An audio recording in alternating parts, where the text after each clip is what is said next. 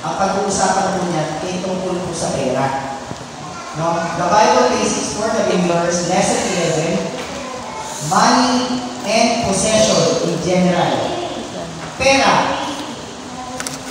At yung mga ali-alian mo. No?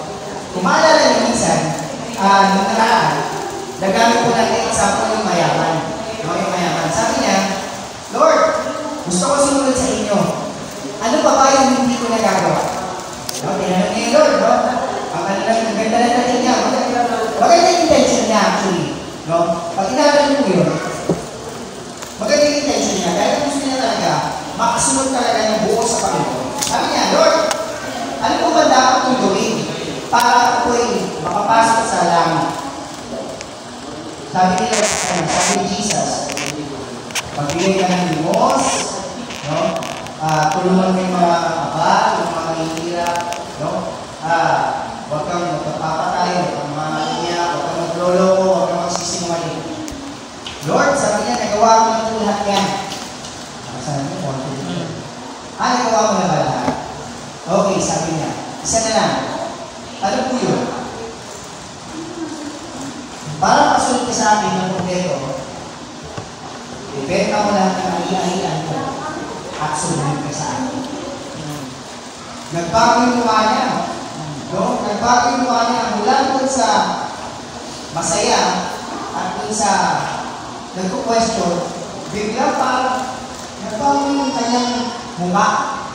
No? Nagbago yung kanyang mukha dahil yung sinabi sa kanya ng Lord, parang yung isang bagay na nahihirapan siyang gawin. Sabi ng Lord sa kanya, go and sell all of your possession and then follow me. Tignan nyo sinabi ni Lord na magbigay ka ng possession mo, maglaan ka ng possession mo, divide your possession, magbahagi ka hindi. Ang sabi niya, all. Sell all your possession and then follow me. Malungkot siya umalis. Umalis siya siguro. Pumasok siya doon, nakiti. Pag-alis siya siguro, malungkot talaga siya. Ayoko na. Kasi magbibigay ng Lord sa kanya. Kasi may nagawa mo na lahat ito. mayaman. You have followed the law, you have obeyed the law, hindi ka pumatay, hindi ka naloko, hindi ka nagsinungaling. Then, ito na yung last. Sell all of your possession, and then follow me. Nalungkot siya. No, nalungkot siya. So, sabi dito, no, yung ating kong pag-aaralan ngayon is money and possession in general. Number one, sabi nito, no, you do not have to be poor to please God.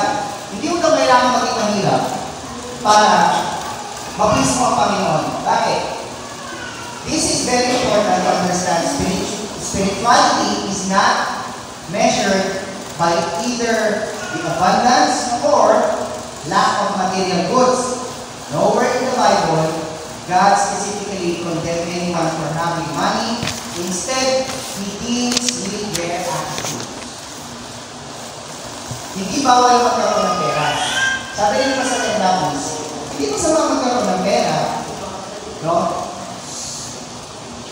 Sabi niya, minsan daw may mga Christian daw na nagtatanong sa kanya, bakit ang kapitbahay ko? Hindi naman nagsisimba. Hindi Christian. Ang sama-sama ng ugali. Pero ang laki ng bahay nila. Meron silang 3 kotse.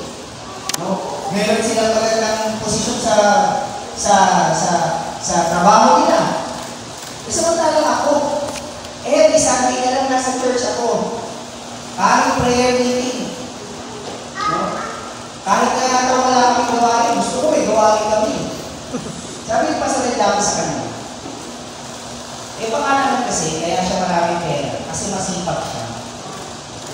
Tama ba? Masipag siya. Ibig sabihin, kahit nakikita ng Christian na siya ay masama ugali, hindi siya magandang makitungo sa kanyang mga kapitbahay. Eh sa pamilya naman niya, masipag siya. Nabibigyan niya natin pangangailangan ng pamilya niya. Di ba? Nagtatrabaho siya ng maayos sa kumpanya. Alam mo,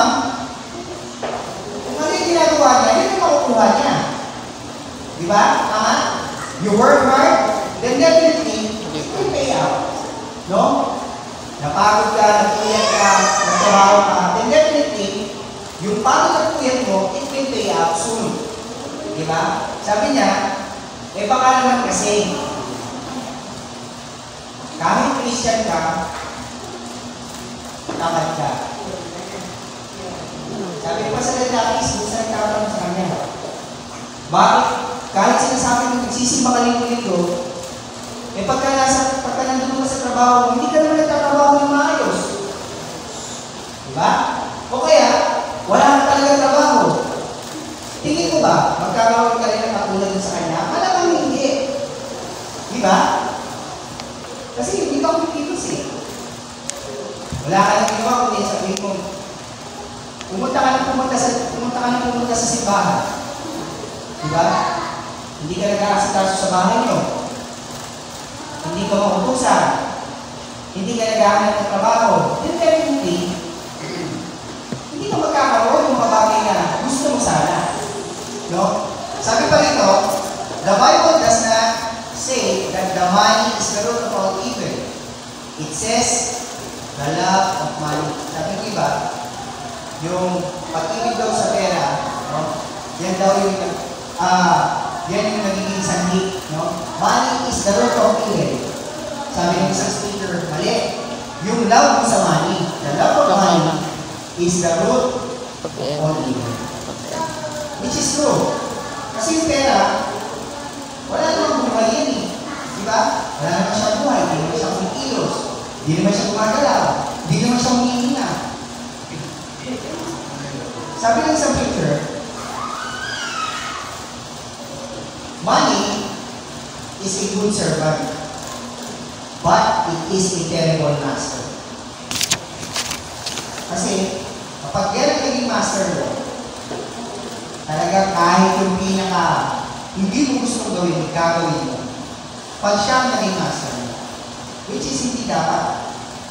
Kasi yung pera daw, sabi ng isang speaker, ginawa yung pera para maging servant natin. Hindi tayo yung maging servant natin. Diba? So, sabi nito, no, many godly Bible characters were wealthy. Solomon, Job, no?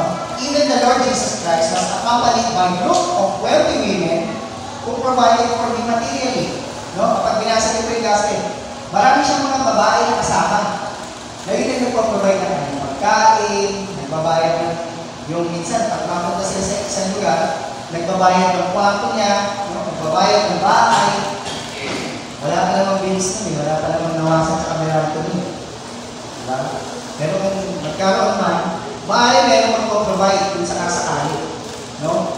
Meron magpo-provide kung sa kasakali. So, bago po tayo lumayan pa ng konti, no? Meron po akong gustong basahin sa inyo. No? Kung meron kayong mga Bible na sa harapan nyo, buksan niyo po sa may Proverbs chapter 30. No? Verse 6 hanggang 8. Yan. Ito po yung prayer. No? Prayer po ito ni Agur. Kilala niyo po si Agur? Isa po siyang character sa Bible na nabanggit po sa may Proverbs. Sabi ni Agur, 30 po. Proverbs 36 hanggang 8. Sabi niya, make no addition to these words, or he will make clear your error and you will be seen to be false. 7. I have made a request to you, sabi niya, for 2 things. Do not keep them from me before my death. Ito na. Put far from me all false and foolish things. Do not give me the great wealth, or let me be in need, but you give me only enough food.